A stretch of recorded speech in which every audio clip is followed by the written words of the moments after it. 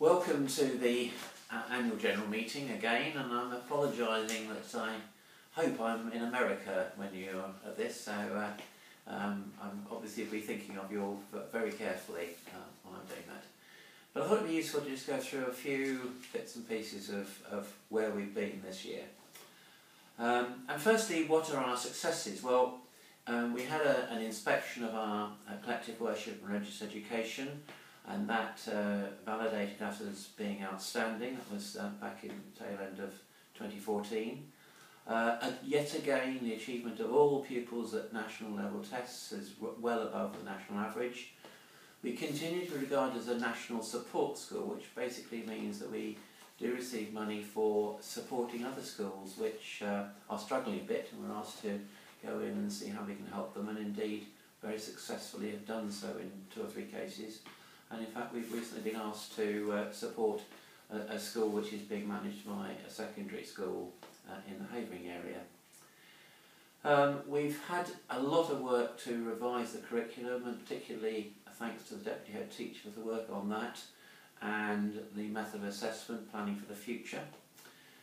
We've again had tremendous support from the School Association with providing a range of resources, including replacement windows, refurbishment of the hall, etc, etc, etc, and just they are tremendous.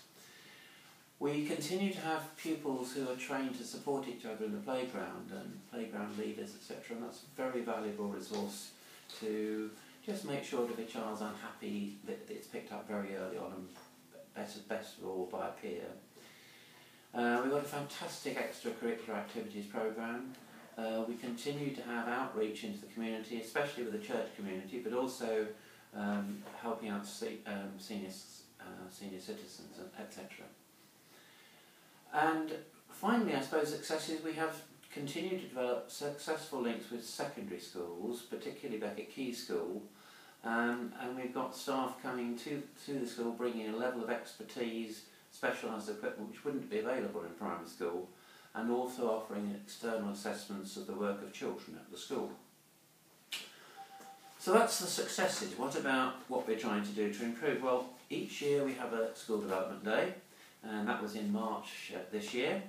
And on that day, the staff team and governors, and advised by the school council, agree to work together to create priorities for the school. Just to highlight a few of those, one of the pieces of work we're doing is to just look at what the impact is of all the changes we've made with the ICT, the Information Communication Technology, since our previous inspection, which was way back in 2009 now. What's been the impact on that in terms of children's learning? A second thing we're trying to look at is to ensure that every child makes a new terminology, I'm afraid, expected progress, and that 30% make accelerated progress. And I'm sure Mr. Gunn will be able to clarify exactly what that means in any questions later on.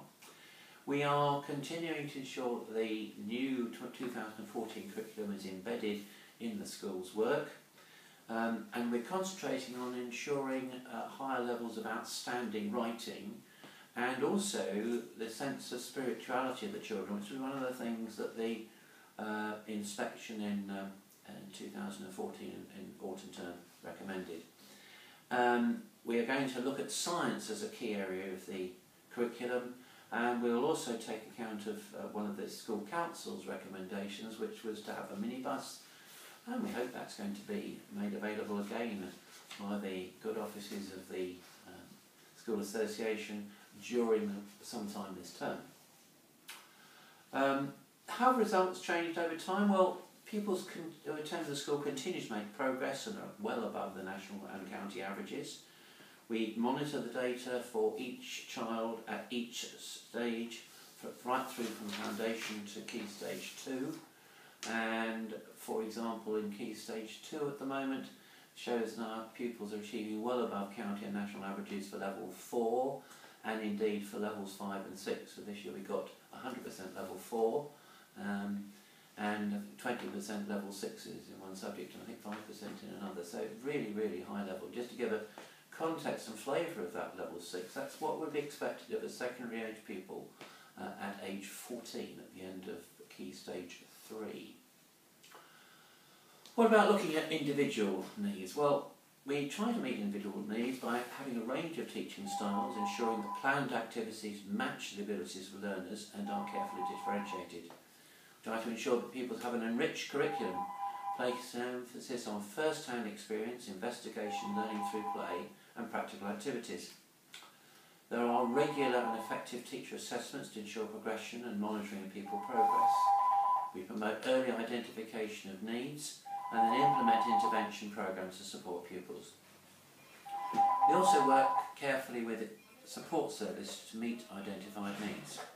We involve people in their own learning, and we value the views and contributions of parents and carers throughout the year. And we encourage families to be fully involved in their children's learning. Always remember Mr. Gunn reminding us that we know those children who have daily reading of the progress they make. So just put that in mind. It's important also that children feel healthy, are healthy, feel safe and are well supported. And we have a range of things to put that in place. For example, healthy lifestyle, fruits for snacks, encouraging drinking of water. Involvement in the Healthy Schools initiative, which is supported by the county. We've achieved an award for that work, and it's monitored on a regular basis with our health and wellbeing group, which has parental and indeed pupil representation. There's a fantastic extracurricular programme, a range of sports and all such things that people can do. And I watched some fencing going on a couple of days ago at the school, which I wasn't even aware existed. And I think it's one of these sort of, if you think it might be on, it probably is.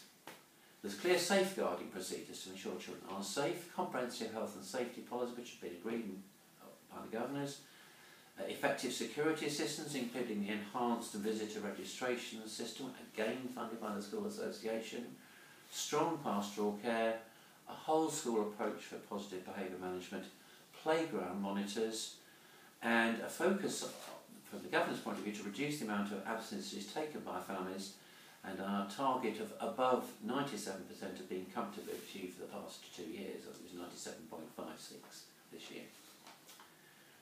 And we also have an ethos of celebrating success, especially through the Head Teacher Awards, both normal and gold, and the new Termly Star Assemblies now done their second year of running. So 6 children from each class have received that now. What's available to pupils? Themed weeks throughout the year, Holy Week, Friendship Week, wide range of activities in which to participate, large play area, etc. The list really goes on and on in terms of the opportunities. But we also have school productions, and again the pattern now established of the Key Stage 1 Foundation doing nativity at the end of this current term, the lower juniors doing a show coinciding with the Easter period, and then in the summer term, most recently, the upper junior show, Robin and the Sherwood Hoodies. Those who went to that will not forget it. Regular visits to St Peter's Church, and sports, music and the gardening club. Well, what about parents and the community? We try to promote a positive relationship with parents, our parish and the wider community. So termly open evenings, head teachers open door policy, large number of parents, an enormous number of parents who come into the school on a regular basis, support teaching and learning in a range of ways. The regular involvement of the vicar, Ian Urish, in the day-to-day school life until his departure at the end of May. A very proactive school association, I've referred to before. The use of outside agencies to bring expertise to curricular activities. As I came in to do this recording, I noticed somebody leaving, I think had been teaching football. So a range of people coming in, and the involvement of the school in our festival weekend over the Patronal Festival at Peterton. So what have pupils told us about the school and what we've done? We've got an active school council which meets usually monthly with Mr Gunn, and I probably see them 3 times a year. They've again played an active role, as I described earlier, in the School Development Day.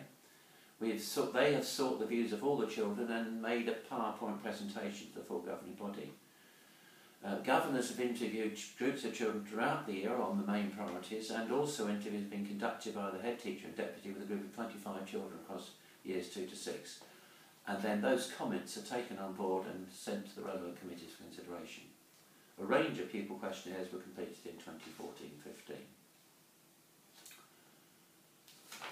Where do our pupils go? And other people say, well, you know, what happens at the end of primary school? Well, this year, well, obviously the end of Becker Keys, 21 of our 45 children went to Becker Keys School, 6 went to Brentwood School, 2 to Shenfield High School, 3 to Brentwood County High, 1 to Gilbert School in Colchester, family moving away, 2 to Cooper's Coburn, 3 to the Ursuline Convent, 1 to the newly formed Ongar Academy, 2 to King Edward's Grammar School in Chelmsford, 3 to St Martin's and 1 to Westcliff High School for boys. Finally, it would be wrong of me if I didn't to close this by offering my personal thanks to my fellow governors for the support they've given me during the course of the year, but particularly paying tribute to the outstanding staff and pupils at the school, and acknowledging the enormous amount of hard work that both the pupils and staff do, but particularly the head teacher and deputy head teacher in Gun and Nikki Charlesworth, with whom we are just have such a debt. So thank you very much to all of them, and thank you for listening.